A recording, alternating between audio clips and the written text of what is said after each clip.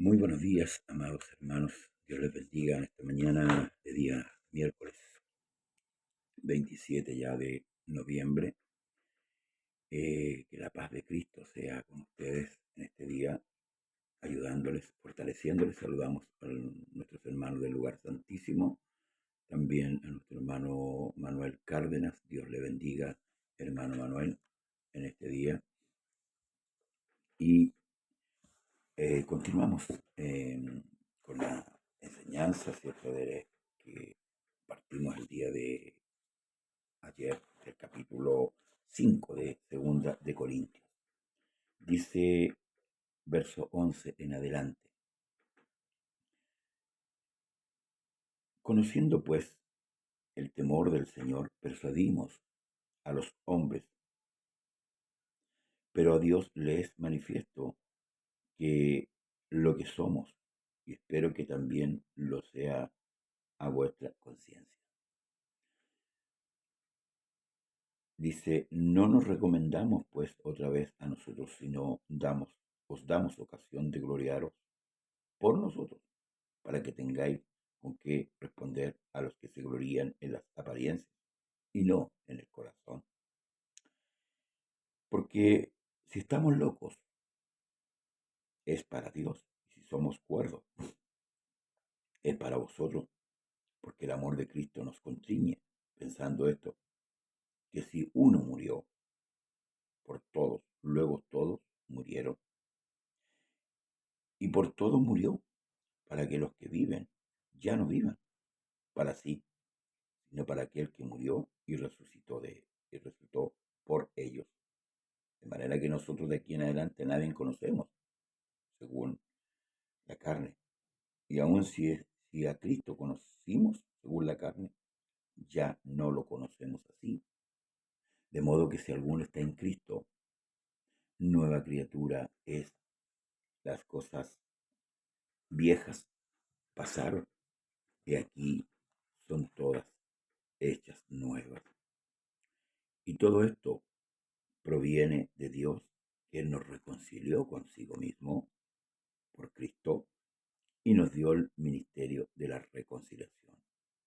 Que Dios estaba en Cristo reconciliando consigo el mundo, no tomándoles en cuenta a los hombres sus pecados. Y nos encargó a nosotros la palabra de la reconciliación. Así que somos embajadores en el nombre de Cristo, como si Dios rogase por medio de nosotros. Os rogamos en el nombre de Cristo, reconciliados con Dios. Bien, vamos a ver estos segundos 10 versículos en que el apóstol Pablo nos habla, hermanos amados, con respecto al ministerio de la reconciliación. Y poder entender esto, a ver, la Escritura dice que nosotros estábamos sin Dios, ¿verdad? No teníamos acceso a Dios, éramos enemigos de Dios. Y a través de la muerte y resurrección de Cristo, del sacrificio, nosotros fuimos reconciliados con Dios. ¿Para qué? Para salvación de nuestra alma. Entonces, hoy día nos muestra, a través de la Escritura, hermanos amados,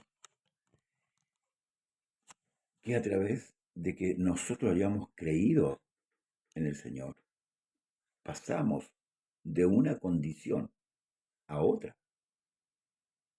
Y es ahí donde nosotros tenemos que tomar conciencia, hermanos amados, de lo que la palabra nos enseña. De modo que si alguno está en Cristo, nueva criatura es. Las cosas viejas pasaron y aquí todas son hechas nuevas. Ahora debemos entender que si uno murió por nosotros, ahora todos los que hemos creído hemos muerto. Ya por eso que el apóstol también dice que ya no vivo yo, mas Cristo vive en mí. Entonces tenemos que tomar una conciencia de que ya nosotros no nos gobernamos por sí mismos, sino que debemos dar lugar al gobierno de Dios en nosotros, a través, ¿cierto?, del Espíritu de Dios que fue derramado sobre nuestras vidas. Entonces ya no hacemos lo que nosotros queremos, sino que nos apegamos a la voluntad de aquel que nos hizo nacer por medio de la palabra para, hermanos, así reconciliarlos con Dios. Es terrible estar enemistado con Dios. Y si hay uno de los versículos que a mí me marca mucho, es uno que dice que el Señor a sus enemigos no les dejará raíz ni rama. Entonces, hay que tomar conciencia, hermanos, de lo que está escribiendo aquí. Dios estaba en Cristo reconciliando consigo el mundo. O sea que el que hizo el sacrificio en la cruz no era un hombre común y silvestre. Era Dios manifestado en carne, en una condición de carne. Por eso que Pablo dice, un poquito más adelante, dice, de manera que nosotros de aquí en adelante a nadie conocemos según la carne. Y aun si a Cristo conocimos según la carne, ya no lo conocemos así. O sea, en esa condición. Ahora, es como por ejemplo cuando Cristo dice que el que no aborrece padre, madre, esposa, hijo, no puede ser mi discípulo. O sea, en el servicio del Señor, la prioridad la tiene el Señor. A veces dejamos de hacer cosas, ¿verdad? Por nuestro eh, interior que nos rodea. Entonces, no puede ser más fuerte una relación de carne que con la relación del Señor. ¿Mm? Eh, ya no conocemos a nadie.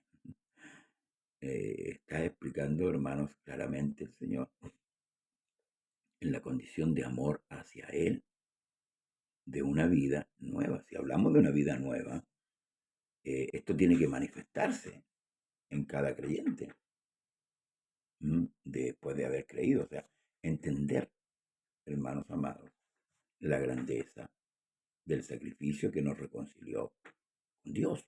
Por eso que Pablo dice, y fíjese, dice aquí, así que somos embajadores en el nombre de Cristo. ¿Cómo?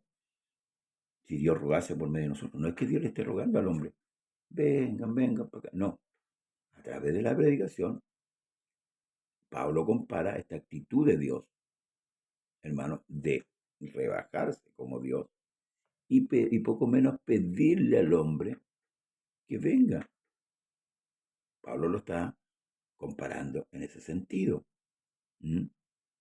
Tenemos que entender que los pecadores somos nosotros, que el necesitado no es Dios. Dios no necesita del hombre, es el hombre que necesita de Dios. El hombre, con sus religiones inventadas, no pudo alcanzar a Dios y nunca va a poder alcanzarlo por sus propios medios. ¿Mm?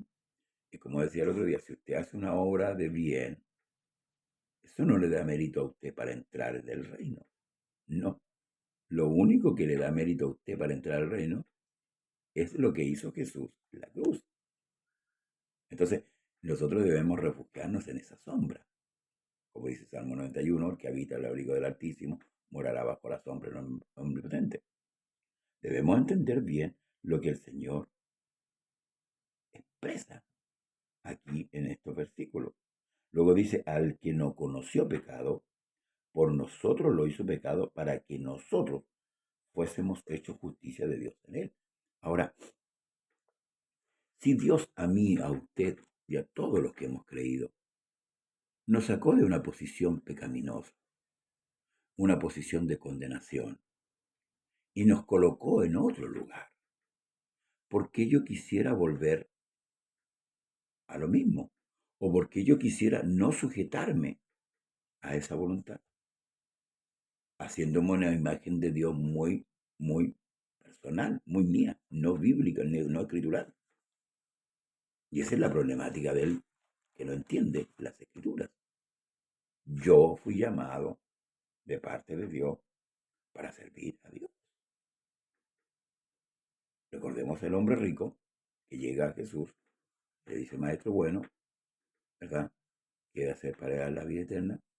Y el Señor le dice, con respecto a los mandamientos, el mandamiento sí, le dice, lo he guardado desde pequeño. Bueno, vende todo lo que tiene, dáselo a los pobres y sígueme. O sea, despójate. ¿De qué? De lo que él tenía como riqueza. Claro, en este caso, la materia. Pero ¿cuál es su riqueza para no seguir al Señor? Sus hijos, su esposa. Amén. ¿Cuál es su riqueza? Que usted no se ha despojado para poder seguir al Señor como corresponde. Como lo que Pablo está diciendo aquí y que el propio Cristo dijo, el que no aborrece. Padre, madre, esposa, hijo, no puede ser mi discípulo. No puede ser mi amor más grande, más mayor a mi esposa, a mis hijos, al que del amor que yo le debo a Dios.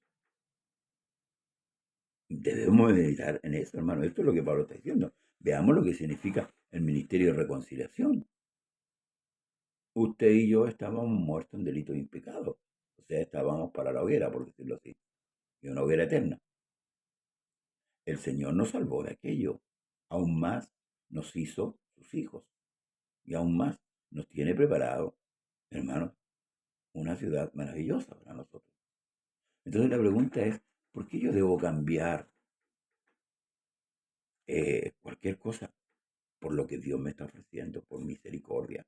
No porque me lo merezca, porque lamentablemente a veces pensamos que nosotros no merecemos las cosas. No, nosotros lo único que nos merecíamos es el castigo eterno por nuestra desobediencia, por nuestra rebeldía, por nuestra soberbia. Eso es lo que nosotros no merecíamos, nada más que eso. Sin embargo, sin embargo, el Señor nos dio, como dice Pablo, el ser justos delante de Dios.